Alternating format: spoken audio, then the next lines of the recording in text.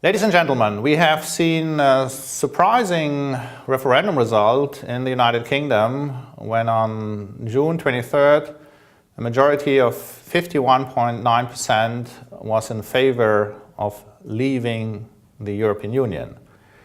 To some extent this was surprising, although I must say that in a contribution to the advisor section of the American Institute for Contemporary German Studies at Johns Hopkins University at the end of March, I was quite skeptical and anticipated the correct result, more or less.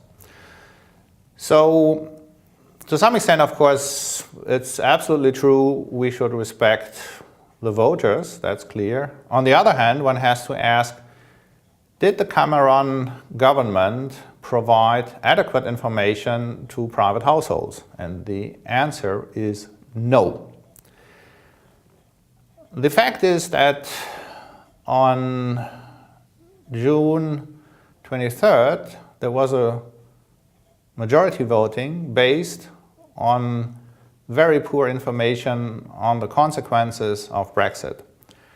There is a study by the British Treasury which was published on April 18th, and the study says that if the UK leaves the European Union, there will be a decline of output in the long term by 6%, and there is another loss of 4% of output due to the fact that the UK would not participate in the envisaged measures of deepening the EU single market. Moreover, the study says that there will be increases of income tax rates more than 3%. So if we would take this into account, if households would have known this, then the result would have been roughly 52% in favor of Remain. How can we know this? Well, the first point is that the information brochure, which was sent by the Cameron government to all households in England, April 11th to the 13th, did not contain any information from the Treasury study. This is unbelievable. Compare this to what has happened in the context of the Scottish referendum 2 years before. Then the Cameron government gave all the standard information, did send twice 3 pages to every household, and one of the information was that the Scottish independence would mean that each Scottish citizen would lose £1,400. So that's an important information. Now, in the EU referendum case, 2016, the Treasury study was published a week after sending out the first wave of brochures to the households in England. And this brochure, 16 pages long, was sent out to households in Scotland, in Wales and Northern Ireland on May 9th and the following days. There were some local elections there. So this raises a big question. How can it happen that such important information is not included in this general brochure for households and voters respectively? And of course it's very important in a referendum that every household gets the basic information on the expected economic effects.